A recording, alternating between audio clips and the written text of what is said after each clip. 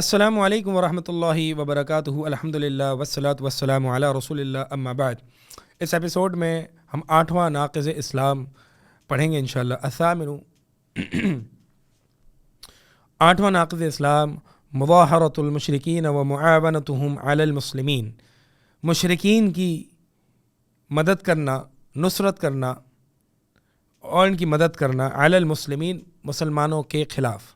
یعنی مشرکین کی مدد کرنا مسلمانوں کے خلاف. مسلمانوں چاہے وہ جنگ ہو، اس میں کفار کی مدد کرنا، یعنی ایک مارکا ہے مسلمان اور کفار کا، اس میں آپ کفار کی مدد کرنا، یہ بھی مراد ہو سکتا ہے. فکری اعتبار سے بھی جہاں پہ مسلمان اور کفار اور مشرکین کا مارکا ہے، تو دلائل کے اعتبار سے آپ کفار کے دلائل کو پختہ کریں، ان کی معاونت کریں، ان کی مدد کریں، ان کو ریسورسز فراہم کریں، ان کو اپنے میڈیا کا پلیٹ فارم دیں، ان کو اپنا سٹیج دیں وغیرہ وغیرہ، تاکہ وہ مسلمانوں کے دلائل کا رد کریں، مسلمانوں کے اسلام پر اعتراضات اٹھائیں. یہ سارے، چاہے وہ فکری جہاد ہو، چاہے وہ جہاد بالسیف ہو، یعنی تلوار کے ساتھ جہاد ہو، کسی بھی صورت میں یہ جائز نہیں ہے کہ کافر کی مسلمانوں کے خلاف مدد کی جائے. اگر کوئی شخص ایسا کرے گا تو یہ دار اسلام سے انسان خارج ہو جائے گا. اور اس کی دلیل جو ہے وہ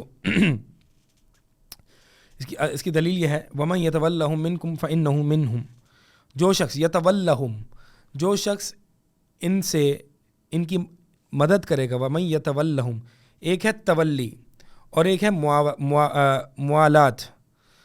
موالات اور تولی، ان دونوں میں فرق ہے.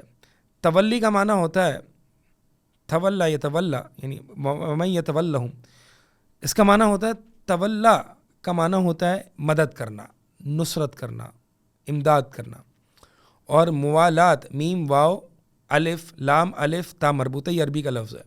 موالات، یہ موالات کہتے ہیں محبت کرنا، دلی لگاؤ کرنا، یاریاں لگانا، یہ موالات ہے. تو کافر کی مسلمانوں کے خلاف مدد کرنا یہ بھی کفر ہے، اور مسلمانوں کے خلاف نہ ہوں، عمومی طور پر کافروں سے موالات، ان سے دل لگانا، ان کے کفر کی وجہ سے، ان کے شرک کی وجہ سے، ان کی یہودیت یا نصرانیت کی وجہ سے، ان کے الہاد کی وجہ سے ان سے یاریاں لگانا، دل لگانا کہ ہاں یہ بڑے انلائٹنڈ ہیں، یہ بڑے ماڈرن ہیں، یہ بڑے اچھے ہیں، ان کی سوچ بڑی آگے کی ہے، ان کی سوچ قدیمانہ نہیں ہے، ڈوگمیٹک نہیں ہے، دقیانوسی پر مبنی نہیں ہے. یہ موالات ہے، یہ بھی کفر ہے. تو دونوں جو ہے وہ موالات اور نصرت، یہ دونوں جو ہے وہ مسلمانوں کے خلاف کافروں کی نصرت کرنا، مدد کرنا، یہ کفر ہے. اور کافروں سے عموماً دل لگیاں لگانا، دوستیاں کرنا، یہ بھی کفر ہے. تو وَمَن يَتَوَلَّهُم مِّنكُمْ، ان میں سے، تم میں سے جو بھی ان کی مدد کرے گا، ان کی نصرت کرے گا، فَإِنَّهُ مِنْهُمْ، تو بس وہ شخص انہی میں سے ہوگا، یعنی ان کفار میں سے ہوگا جن کی وہ مدد کر رہا ہے مسلمانوں کے خلاف. ان اللہ لا يهدي القوم الظالمین. تو وجہ الاستدلال، محل استشہاد کہہ لیں، وجہ الاستدلال یہ ہے کہ فَإِنَّهُ مِنْهُمْ، یہ انہی میں سے ہے، یعنی ان کافروں میں سے ہی ہے. اللہ تعالیٰ نے اس مسلمان کو جو کہ کافروں کی مدد کرتا ہے مسلمانوں کے خلاف، اس کو کافروں میں سے ہی شمار کیا ہے. ان اللہ لا يهدي القوم الظالمین، بے شک اللہ تعالیٰ ظالم قوم کو ہدایت نہیں دیتا. اور ظالم، سب سے بڑا ظلم جو ہوتا ہے وہ شرک ہے اور کفر ہے. تو مشرکین کی مدد کرنا یہ سب جو ہے وہ ناجائز ہے اور بلکہ کفر ہے. اب اس میں کچھ تفصیل سمجھنے کی ضرورت ہے، اور وہ یہ ہے کہ کفار کی مدد کرنا مسلمانوں کے خلاف، کفار کی مدد کرنا مسلمانوں کے خلاف، اس کی مختلف صورتیں ہو سکتی ہیں. پہلی صورت تو یہ ہے کہ کفار کی مدد کرنا مسلمانوں کے خلاف اس حیثیت سے، اس اعتبار سے کہ مسلمانوں سے عموماً بغض ہو، مسلمان کا دین عموماً پسند نہ ہو اور کفار کا دین پسند ہو، اور ایک انسان چاہتا، یعنی وہ شخص چاہتا ہو کہ کافر غالب آئے یا الہاد غالب آ جائے، تو یہ بلا شبہ کافر ہے، دار اسلام سے خارج ہے، یہ انسان یہ ناقض اسلام ہے۔ اسی طرح جو ہے وہ اگر کوئی کافر کی مدد کرتا ہے مسلمانوں کے خلاف کسی دنیاوی غرض کی حیثیت سے، کسی دنیاوی مال و دولت کی حیثیت سے، تو عموماً اس کو جو ہے وہ اہل علم فرماتے رہیں کہ یہ دار اسلام سے اس کو خارج تو نہیں کر سکتے، بلکہ یہ بہت بڑا ظلم ہے، بہت بڑا جرم ہے، اور لیکن یہ انسان کو دار اسلام سے خارج نہیں کر سکتا، یعنی یہ ناقض اسلام نہیں ہے۔ اس کی دلیل جو ہے وہ حاتم بن ابی بلتع رضی اللہ تعالیٰ عنہ کی وہ حدیث ہے جس میں علی رضی اللہ تعالیٰ عنہ، مقداد اور ایک اور صحابی کو اللہ کے نبی علیہ الصلوۃ والسلام نے ایک مقام پر بھیجا اور کہا کہ فلاں جگہ جاؤ، وہاں پہ تم ایک عورت کو دیکھو گے، اس کے پاس ایک چٹھی ہوگی، ایک لیٹر ہوگا، اس کو لے آؤ۔ علی رضی اللہ تعالیٰ عنہ اپنے 2 صحابی کے ساتھ وہاں اس مقام پر پہنچے اور پایا اس خاتون کو پایا اور اس سے کہا کہ تیرے پاس ایک لیٹر ہے، وہ مجھے دے دے۔ اس خاتون نے کہا کہ وہ لیٹر میرے پاس نہیں ہے۔ علی رضی اللہ اور صحابہ کا ایمان دیکھیں، قربان جائیں، اللہ اکبر۔ کہا کہ ہمیں نبی علیہ الصلوۃ والسلام نے خبر دی ہے، آپ صلی اللہ علیہ وسلم کی خبر جھوٹی نہیں ہو سکتی، تیرے پاس ہی ہے وہ، اگر تو اصرار کرے گی، تو منع کرے گی تو ہم تجھے برہنہ کریں گے اور تجھ سے وہ لیٹر نکالیں گے۔ تو وہ عورت سمجھ گئی اور اس نے پھر اپنی بالوں سے جو ہے وہ چوٹیوں سے وہ لیٹر نکال کے دیا۔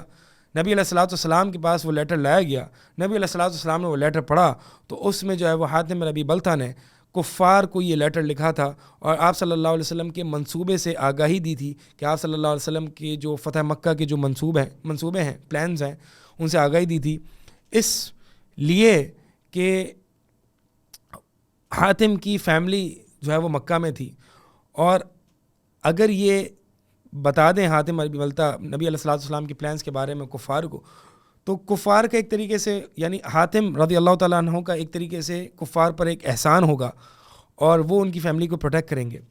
تو نبی علیہ الصلوۃ والسلام نے جب وہ خط نکالا اور پڑھا تو پوچھا، اے حاتم ما ھذا، یہ کیا ہے؟ اب نبی علیہ الصلوۃ والسلام نے یہاں پہ کیا استفسار کیا، یعنی تفصیل طلب کی، تفسیر طلب کی، پوچھا کہ یہ کیوں کیا ہے۔ اس کا مطلب یہ پوچھنا دلیل ہے کہ مطلقاً کفار کی مدد کرنا مسلمانوں کے خلاف مطلقاً کفر نہیں ہے۔ کفر تب ہے کہ جب یہ عقیدہ ہو کہ، یعنی جب مسلمانوں سے بغض ہو، اسلام سے بغض ہو، اور انسان چاہتا ہو کہ دین کفر غالب آ جائے، تو پھر یہ دار اسلام سے خارج ہو جائے گا، یہ کفر ہے، کفر اکبر ہے۔ لیکن اگر ایک دنیاوی سیٹ کی خاطر، دنیاوی ہوس کے لیے، اپنی خواہش کو پورا کرنے کے لیے اگر ایک انسان کرتا ہے، ایک دنیاوی فائدے کو حاصل کرنے کے لیے، تو پھر یہ کفر نہیں۔ اسی لیے نبی علیہ الصلوۃ والسلام کا یہ سوال کرنا، ورنہ اگر یہ ہر صورت میں کفر اکبر ہوتا تو نبی علیہ الصلوۃ والسلام کا سوال نہ کرتے، بلکہ مطلقاً کفر کا فتویٰ جاری کرتے اور مرتد ہونے کا حکم جاری کرتے اور حد کو نافذ کرتے۔ لیکن نبی علیہ الصلوۃ والسلام نے حاتم رضی اللہ تعالیٰ عنہ سے سوال کیا، ما ھذا، کہ یہ کیا ہے؟ تو حاتم رضی اللہ تعالیٰ عنہ نے کیا کہا، یا رسول اللہ، میں نے اسلام سے بغض کرتے ہوئے اور دین مشرکین سے محبت کرتے ہوئے نہیں کیا، اور میں نے یہ مرتد ہونے کی وجہ سے نہیں کیا، بلکہ دین اسلام اپنی سر آنکھوں پر، دین اسلام کی محبت ابھی بھی ویسی ہی ہے۔ لیکن میں نے سوچا کہ آپ، یعنی تمام دیگر صحابہ کی فیملیز اور وہاں پہ مکہ میں ہیں، لیکن ان کے جاننے والے بھی ہیں جو ان کی فیملیز کو وہاں پروٹیکٹ کرتے ہیں، میری فیملی بھی مکہ میں ہے لیکن میری فیملی کو کوئی پروٹیکٹ کرنے والا نہیں ہے۔ تو میں یہ چاہ رہا تھا کہ مجھے لگا کہ یعنی یہ خبر دینے سے ہمیں کوئی نقصان تو پہنچے گا نہیں، کیونکہ آپ اللہ کے رسول ہیں اور دین اسلام غالب ہو کے رہنا ہے، فتح مکہ ہو کے رہنی ہے، یہ سب ہو کے رہنا ہے۔ تو میں نے یہ سمجھا کہ اس سے کوئی فرق نہیں پڑے گا، یہ چھوٹی سی بات میں ان کو بتا دوں گا تو اس سے مجھے کوئی فرق، یعنی اس سے ہماری پلانز جو ہیں وہ اس کے خراب نہیں ہوں گے، ہماری جو منصوبے ہیں اس میں کوئی کمی نہیں آئے گی۔ تو اس لیے میں نے بتا دیا تاکہ ایک احسان ہو ان کا، ایک احسان ہو میرا ان پر، اور وہ میری فیملیز کو جو ہے میری حفاظت کریں، تو اس لیے میں نے بتایا۔ تو اللہ کے نبی علیہ الصلوۃ والسلام نے اس وقت جملہ ارشاد فرمایا کہ اس نے سچ کہا، اس نے سچ کہا۔ عمر رضی اللہ تعالیٰ عنہ نے اس وقت ارشاد کیا کہ یا رسول اللہ، آپ حکم دے میں اس کی گردن کو اڑا دوں۔ نبی علیہ الصلوۃ والسلام نے فرمایا نہیں، یہ اہل بدر میں سے ہے، اللہ تعالیٰ اہل بدر پر مطلع ہو چکا اور ان کی مغفرت کا اعلان کر چکا، اس کا مطلب ہے کہ یہ کفر نہیں ہے۔ تبھی تو نبی علیہ الصلوۃ والسلام نے منع فرمایا اور فرمایا کہ سچ کہا، یعنی حاتم ابی بلتا نے اگرچہ ایک اعتبار سے ہی یعنی یہاں پہ مسلمانوں کے منصوبوں کے بارے میں بتا دیا کفار کو، ایک طریقے سے کہہ لیں کہ ایک معاونت کی، چاہے جتنی چھوٹی ہی کیوں نہ ہو اور کسی حیثیت سے کیوں نہ ہو، لیکن ایک دنیاوی غرض اور فائدے کے لیے کی، تو یہ دلیل ہے کہ اگر کوئی حاکم یا کوئی شخص دنیاوی غرض کی وجہ سے یہ مانتے ہوئے کہ اللہ اور اس کے رسول کا حکم سر و آنکھوں پر، اللہ اور اس کے رسول کا دین سب سے افضل اور احسن ہے اور اس سے بہتر کوئی نہیں ہے، اور وہ دلی خواہش بھی ہے کہ اس کی کہ اسلام غالب آ جائے، لیکن ایک سیٹ کی خاطر یا دنیا کی ہوس کی خاطر اگر کسی کافر کی مدد کر لیتا ہے تو یہ دائرہ اسلام سے انسان خارج نہیں ہوگا۔ اسی طرح اگر تو دو صورتیں میں نے آپ کے سامنے ذکر کی کافر کی مدد کر، تیسری صورت یہ ہے کہ کافر کی مدد کرنا باغی مسلمانوں کے خلاف، مثال کے طور پر خوارج وغیرہ کے خلاف، تو اس میں مصلحت اور مفسدے کو دیکھا جائے گا۔ اگر تو اس سے کفار کی پاور اور بڑھے گی، کفار اور سٹرونگ ہوں گے مسلمانوں کے خلاف، تو پھر تو یہ جائز نہیں ہے۔